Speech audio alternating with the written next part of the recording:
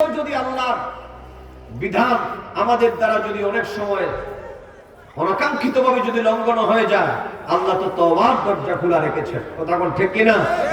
আর লঙ্ঘন যেন না হয় এজন্য আমাদেরকে বলেছেন তোমরা তাকওয়াবান হও, তাকওয়া অর্জন করো। কথা বুঝতেছেন? মানে আমার ভয়টা তোমাদের ভিতরে রাখো।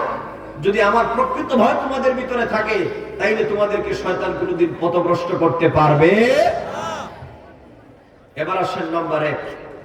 আল্লাহ বলেছেন ইয়া আইয়ুহাল্লাযীনা আমানু ইত্তাকুল্লাহ, তোমরা আমি আল্লাহকে ভয় করো।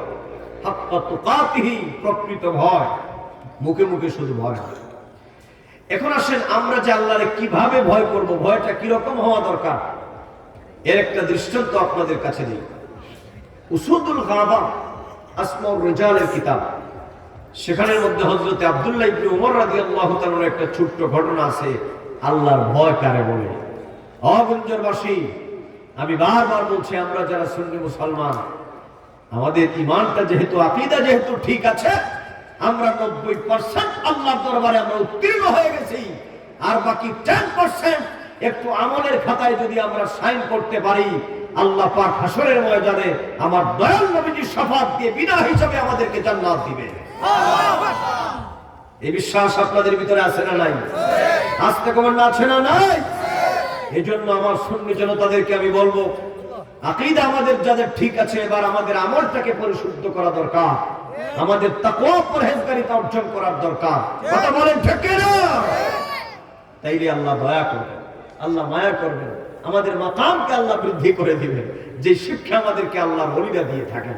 এই যে আজকে ফকির আব্দুর রহমান রাহমাতুল্লাহি আলাইহি স্মরণে আপনারা এসেছেন, বা আল্লাহর ওলি, এই জমিনে আল্লাহর অনেক বড় বড় ওলিগণ আছেন। আব্দুর রহমান সুলাকান্দাবি হুজুর, সারসিনা হুজুর সহ আমাদের যত আল্লাহর ওলিগণ এই জমিনে শায়িত আছেন, সমস্ত আল্লাহর ওলিগণ, আহলুস সুন্নাত ওয়াল জামাতের সমস্ত আলেমরা আমাদেরকে মূলত আল্লাহ এবং রাসূলের প্রেম এবং আল্লাহর ভয়, দুনিয়ার সকল পাপ কর্ম থেকে বিরত থাকার শিক্ষাই দিয়েছেন। কথা ঠিক কিনা? প্রিয় ভাই সব, এবার আসেন, কথা বুঝতেছেন আমার? আল্লাহ বলছেন আল্লাহকে ভয় করো, প্রকৃত ভয়। এখন ভয়টা কিভাবে হবে আমি আপনাদেরকে একটু দৃষ্টান্ত দিই।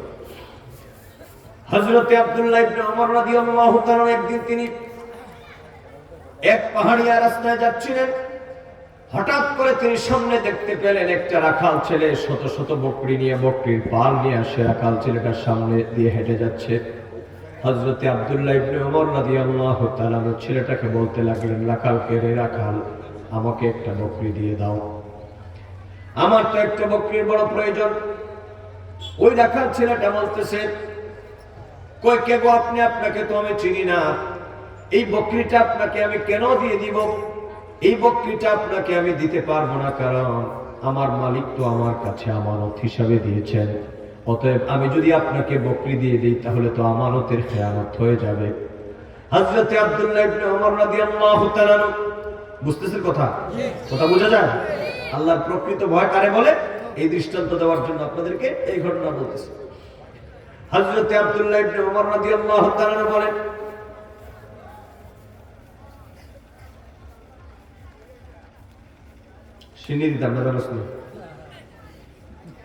হযরত আব্দুল্লাহ ইবনে ওমর রাদিয়াল্লাহু তাআলা বলেন, আমি তার আর একটু পরীক্ষা করতে চাইলাম ছেলেটার ভিতরে আল্লাহর ভয় কেমন আছে।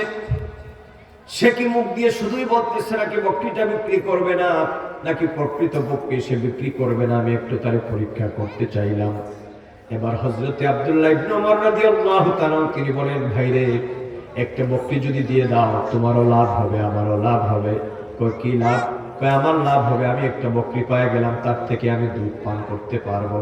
আর তোমার লাভ হয়ে যাবে, তোমাকে বিনিময়ে কিছু টাকা আমি দিয়ে দিব, ওই টাকাগুলা দিয়ে তোমার পরিবার পরিজনের তুমি হাজত পূরণ করতে পারবা। এবার রাখাল ছেলেটা কয়, ভাই আমি যে তোমাকে বকরিটা দিয়ে দিব, আমার মালিক তো বড় কঠিন মানুষ। সকালবেলায় যখন আমি ঘর থেকে বের হয়ে যাই, আমার মালিক প্রত্যেকটা বকরির মাথা গুনে তিনি ঘর থেকে বের করে দেন। আমার যখন গুদরি লগ্নে আমি সন্ধ্যেবেলায় যখন বাড়ি চলে যাই, আমার মালিকটা আবার গনে গনে আবার তার ঘরের ভিতরে ঢুকাইয়া দেন। অতএব তুমি বলো তো দেখি, আমি কেমন করে তোমাকে একটা বকরি দিয়ে দিব? আমার মালিকের কাছে কি জবাব দিব যদি গণনা করে যদি না পায়? তাহলে তো আমাকে শাস্তি দিবে, কঠিন শাস্তি আমাকে দিবে, আমি কি কোনো জবাব দিতে পারবো না। হযরত আব্দুল্লাহ ইবনে ওমর রাদিয়াল্লাহু তাআলা মনে মনে তিনি চিন্তা করলেন, লোকটারে আরেকটু পরীক্ষা করে দেখি কি কয়।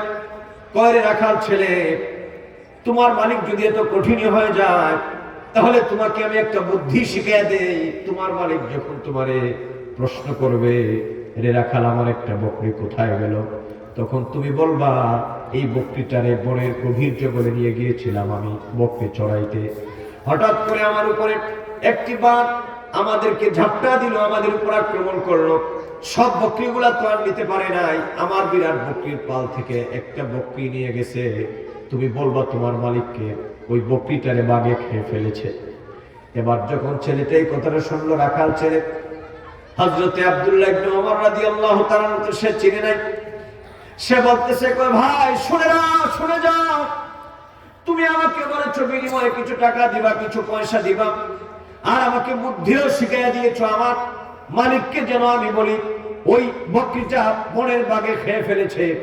ও ভাই, আমাকে একটা প্রশ্নের জবাব দাও, এই জবাবটা যদি তুমি দিতে পারো তাহলে আমি আমার বকরিটা তোমার কাছে দিয়ে দিব, বিক্রি করে দিব।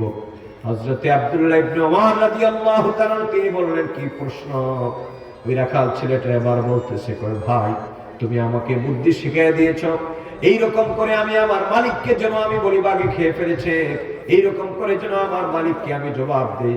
কিন্তু আমাকে তুমি বলো, আমি যখন আমার মালিককে এদিক সেদিক মিথ্যা কথা বলে যখন আমার মালিককে জবাব দিব, ফাআইনাল্লাহ, আল্লাহু আকবার, আল্লাহু আকবার, ফাআইনাল্লাহ, ফাআইনাল্লাহ, তুমি বলো যখন আমার মালিককে আমি এদিক সেদিক বলবো যে বাঘে খেয়ে ফেলেছে, এটা হারিয়ে গেছে। এই মৌলানা সাহেব স্টেজ আসতে উঠবে, এত জোরে উঠলে পড়ে যেটা হাল শুরু করে এলাকার ঘেরা তো খুব ভালো বুঝা যায়, হুজুরদের শরীরে মাশাআল্লাহ পাওয়ার আছে।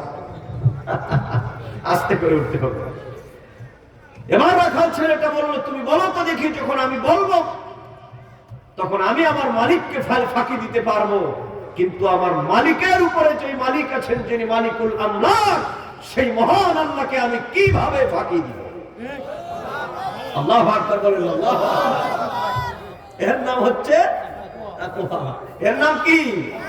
একটু জিকির পড়েন, লা ইলাহা ইল্লাল্লাহ, লা ইলাহা